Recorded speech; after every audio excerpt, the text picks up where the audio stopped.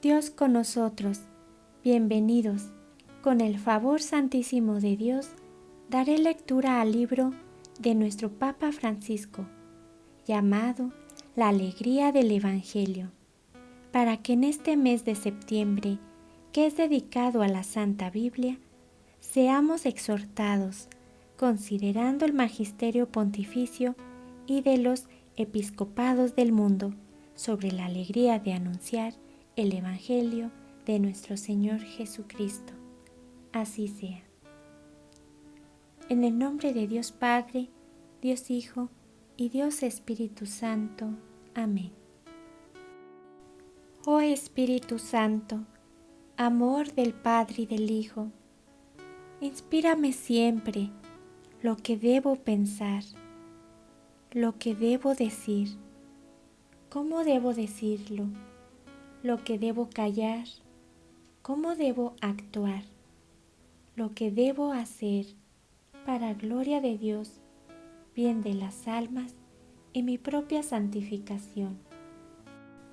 Espíritu Santo, dame agudeza para entender, capacidad para retener, método y facultad para aprender, sutileza para interpretar, gracia y eficacia para hablar. Dame acierto al empezar, dirección al progresar y perfección al acabar. Amén. La alegría del Evangelio. Capítulo 1. La transformación misionera de la Iglesia. La evangelización obedece al mandato misionero de Jesús. La Iglesia, en salida, es la comunidad de discípulos misioneros que primerean, que se involucran, que acompañan, que fructifican y festejan. Primerear es experiencia de la iniciativa del Señor, que nos ha primereado en el amor, y como Él, buscar a los lejanos y excluidos para brindar misericordia. Como consecuencia, la Iglesia sabe involucrarse, achica distancias, se abaja hasta la humillación si es necesario. Luego, acompaña a la humanidad en todos sus procesos, por más duros y prolongados que sean. Sabe de esperas largas y de aguante apostólico. Sueño con una opción misionera capaz de transformarlo todo, para que las costumbres, los estilos, los horarios, el lenguaje y toda estructura eclesial se convierta en un cauce adecuado para la evangelización.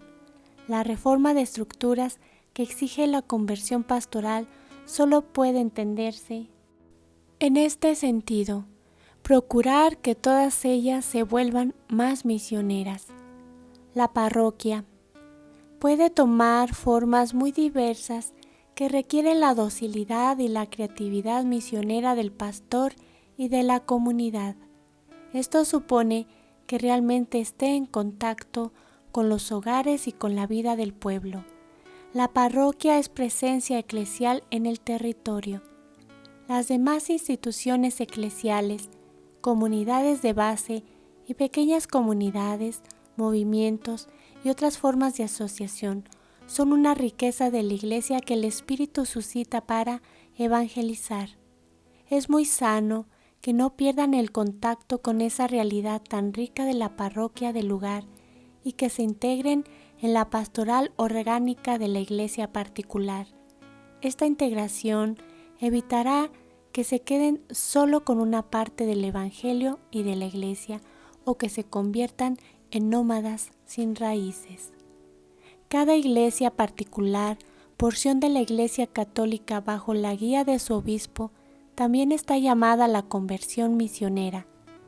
El obispo debe favorecer los mecanismos de participación que propone el Código de Derecho Canónico y otras, con el deseo de escuchar a todos y no solo a algunos que le acaricien los oídos. Me corresponde, como obispo de Roma, estar abierto a las sugerencias que se orienten a un ejercicio de mi ministerio que lo vuelva más fiel al sentido de Jesucristo, que Jesucristo quiso darle y a las necesidades actuales de la evangelización. El Papa Juan Pablo II pidió que se le ayudara. Hemos avanzado poco en ese sentido. También el papado y las estructuras centrales de la Iglesia Universal necesitan conversión pastoral, por cuanto todavía no se ha explicitado suficientemente un estatuto de las conferencias episcopales que las conciba como sujetos de atribuciones concretas, incluyendo también alguna auténtica autoridad doctrinal. Una excesiva centralización complica la vida de la Iglesia y su dinámica misionera. Invito a todos a ser audaces y creativos en esta tarea de repensar los objetivos, las estructuras, el estilo y los métodos evangelizadores. Lo importante es no caminar solos, contar siempre con los hermanos y especialmente con la guía de los obispos, en un sabio y realista discernimiento pastoral.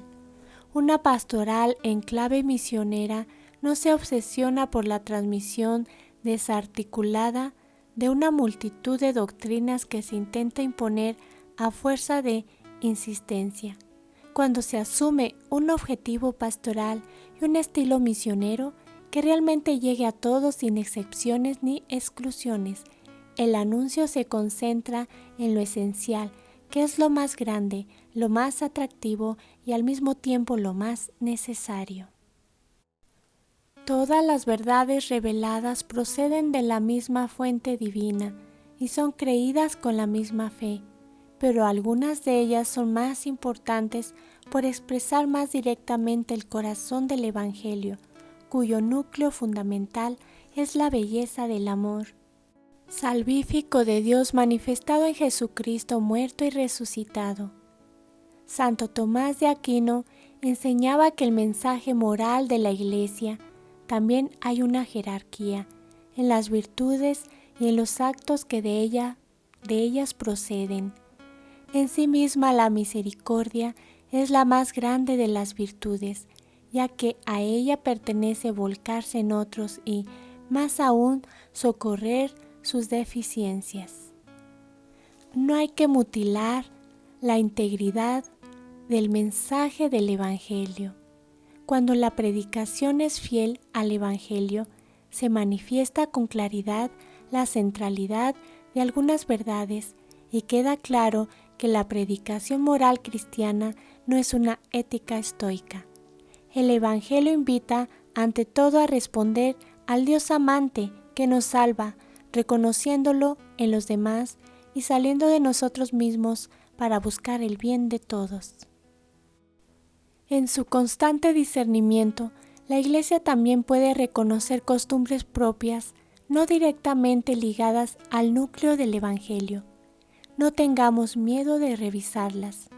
Hay normas o preceptos eclesiales que pueden haber sido muy eficaces en otras épocas, pero que ya no tienen la misma fuerza educativa.